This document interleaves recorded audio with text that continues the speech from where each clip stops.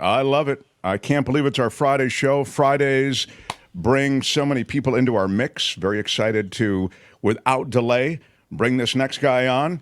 He is known across social media as the culture blaster when it comes to music, when it comes to movies, when it comes to superhero movies or these subtitle movies out of Korea or whatever. There's no artistic endeavor too obscure for the great culture blaster. Here he is. He comes and goes on a rainbow. Michael Snyder, everybody. No, Michael, what's happening? I can't hear you. It's your inability to turn on the volume. Well, sorry, I'm only working with one hand, okay? I know. How dare you? How dare you? How dare you come on? You're doing your best. And I know. hurl insults at me as your first volley. How am I supposed to enjoy my post-show cup of Coachella Valley coffee if you can't properly make it on the espresso machine? That's the big question. I know, this here. is a problem, and I will say this. Michael was with us for the virtual meetup, and Michael, the culture blaster, mentioned to the assembled, he said, I have to say, I have the espresso every time I'm at the studio to do my reviews, and it absolutely is terrific, that Coachella Valley coffee. You needn't put words into my mouth because, in fact, I will say right here and now, complex flavors, notes of chocolate, notes of Yes. I can't even, fruity flavors. Can you let him finish, sir? Yeah, I have I'm never sorry, I had should've a let him better finish. cup of You're coffee right. than Coachella Valley coffee as prepared by the currently injured Mark Thompson. How about that prison sentence dropped on the Proud Boys leader for his actions during the January 6th Capitol riot? Oh, my God. You know what they say?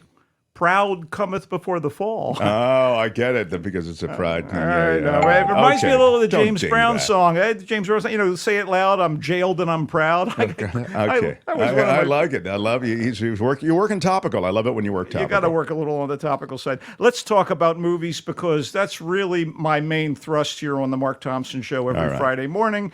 We'll kick it off with, I guess, the biggest release of this particular weekend, and it's one that I think a lot of people are going to get a kick out of. The Equalizer 3, or if you prefer, the Threequalizer, is here. And they went to the Sequelizer once more, I guess. Now, come on, that was worth the ding. Thank you, Albert. That was worth the ding. Anyway, this action franchise starring Denzel Washington as the avenging assassin do-gooder Robert McCall, and inspired by the durable TV series of the same name, now on its latest iteration with Queen Latifah as kind of a distaff equalizer, has proven to be pretty darn sturdy. So Queen Latifah does the TV version. Right. Denzel Washington does the two separate movie version that we're talking about. Here, Okay, right. and iterations of Dingler. Yes, Go ahead. indeed. Yeah. Anyway, this time at the movies, our man McCall is in sunny Sicily, which, as we know from countless crime narratives, can also be bloody Sicily due to circumstances. He's not taking on the mob, is he?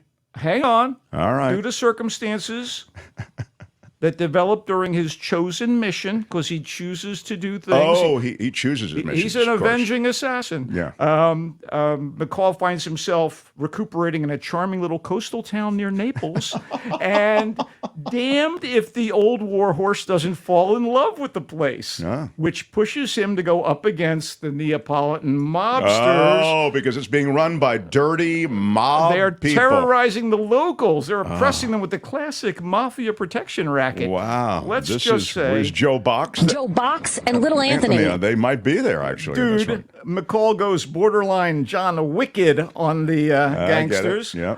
whose drug dealings and payoffs end up having far beyond regional impact. So, brutal violence erupts, much of which is dealt by McCall, not with the speed and kind of cartoonish flair of John Wick, but trust me, bodies do mount up. Plus, the scope of the mob's drug enterprise brings a group of CIA operatives into the picture, and they include a relatively green agent who is singled out as a contact by McCall, and she's played by Dakota Fanning. Wow. I know, the one-time child star, now solid as a businesslike adult.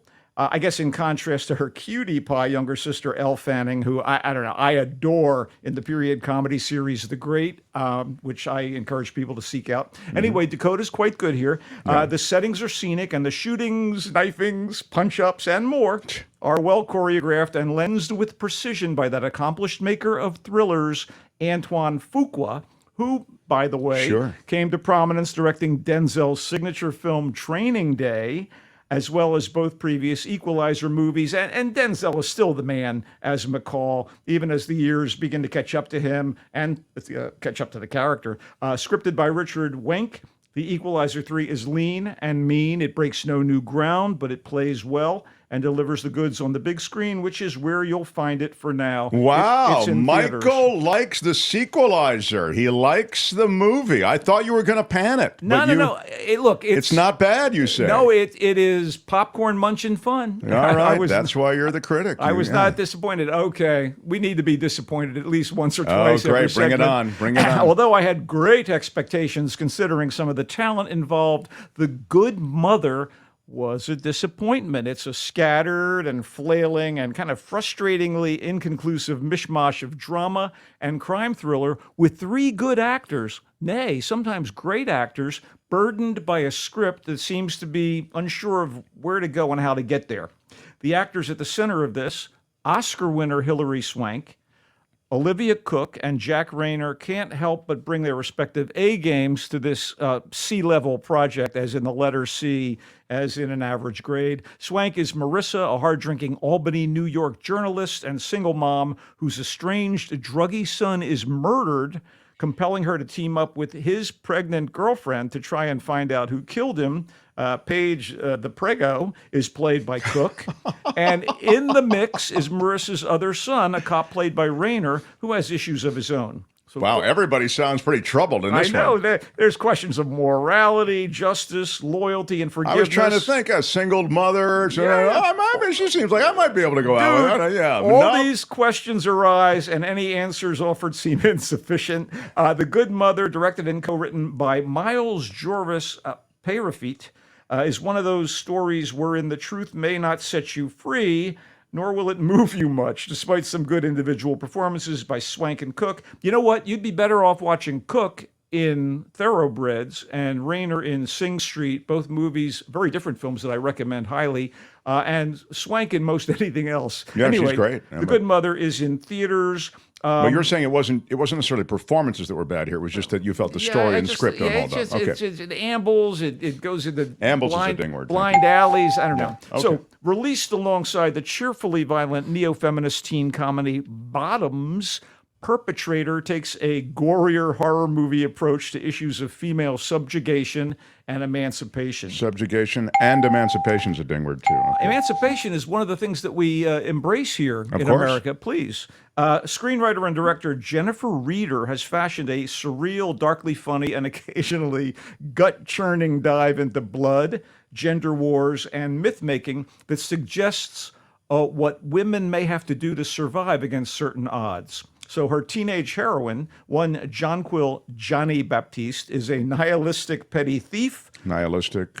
Played with snark and gusto by Kia McKernan. Johnny is sent by her seemingly disturbed single dad to live with her severe and willfully strange Aunt Hildy, who is played by, and here's a cool Bay Area angle, San Francisco native and 90s teen icon Alicia Silverstone. Oh, wow. Of Clueless and Batman and Robin, etc. Sure. Okay, so now Silverstone is Aunt Hildy, looking quite well preserved for a maiden auntie.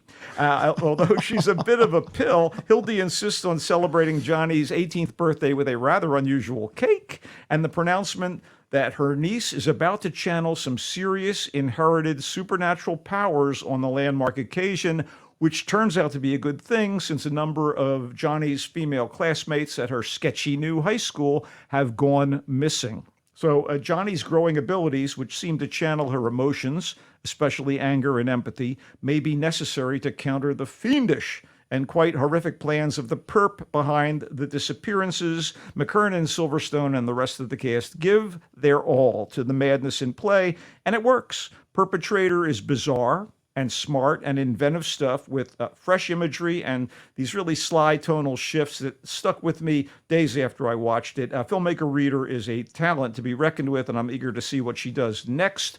Perpetrator is in theaters, but it's also available for streaming on the scary movie service Shudder. Oh, that's wild. But this is a scary movie. It is a horror movie. There's a lot of blood and gore, but it's not as much like stabbing and shooting as, the Equalizer 3. There's some horror. Oh my God. Anyway, okay, wait. This is the shocker. Maybe the best movie this week that I saw, and it's been out for a few days. Get ready. As much as I appreciate a handful of performances by Adam Sandler, which are generally dramatic roles or ensemble pieces, and they're usually written and directed by filmmakers of note, I am often singularly unimpressed by his parade of bonehead comedies that stand or fall on the strength or failings of his aggressively lowbrow comic side. But I want to give credit where credit is due. It's unbelievably offensive.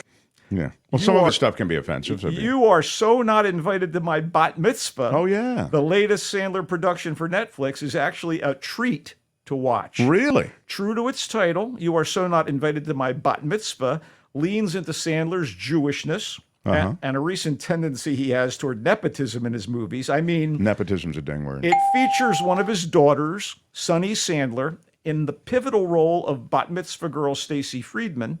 His other daughter, Sadie Sandler, as Stacy's older sister, Ronnie. His wife, Jackie, as the mother of Stacy's BFF, Lydia. And Happy Gilmore, Billy Madison, Waterboy himself, as Danny Friedman, good-natured father to Stacy and Ronnie, and the husband to Bree Friedman, who, by the way, is played by the always effervescent, Idina Menzel, star of Broadway and film. Of course. So, Adele Azim. for the record, we get restrained Sandler here. It's probably to keep the spotlight on the kids in keeping with the script for You Are So Not Invited to My Bat Mitzvah, which was adapted by Allison Peck and Fiona Rosenblum from Rosenblum's popular book of the same name, and directed with verve by Sammy Cohen. Verve is a ding word. Sammy Cohen sounds like an old Jewish songwriter from the 30s. Hey, it's Sammy Cohen. No, Sammy, Verve, please. Sammi. She's a female. Oh, so this is a very interesting group, actually. So whatever the reason Sandler's under control, it came together. This is a very well-made bit of family entertainment in the spirit of John Hughes's 16 Candles, with a bit of Are You There, God? It's Me, Margaret, and other heartfelt coming-of-age comedies. Since it's the 13th year in the lives of Stacy, her best friend Lydia, and their peers in the well-to-do area where they live, the Jewish kids are all having bar and bat mitzvahs under the direction of unconventional Rabbi Rebecca, played by SNL's current and, to me, hilarious wild card Sarah Sherman, who steals every scene she's in. Each kid wants his or her mitzvah bash to top the previous one. Stacy's no exception. She also wants to be accepted by the cool middle school clique and have the cutest guy in her class be her boyfriend. And when she and Lydia have a falling out over the boy in question, a series of digital volleys drive the girls farther apart. It's funny and sweet, and it rings true in its depiction of adolescent relationships with all the affection and the friction and the angst that implies. And with its focus on the kids, the smaller doses of the adults who fret over them go down easy. So Sherman, Menzel, Luis Guzman plays Lydia's dad. He's kind of that's funny. Fun to see here. A group of familiar female character actors are synagogue yentas.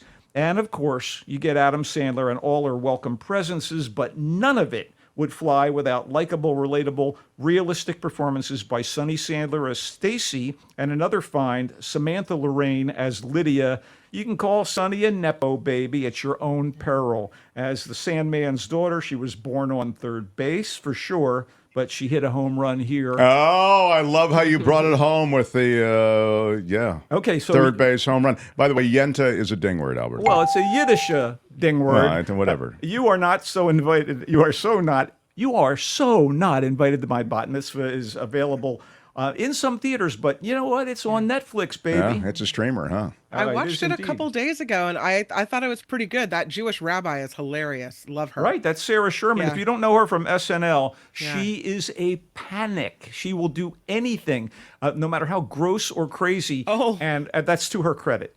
Oh, that's cool. I was surprised at what good actresses the Sandler girls are. I don't think they've ever been really in anything like this before in such big roles, and they were great. And now Sunny runs with it. She gets the. There's never been anything like this.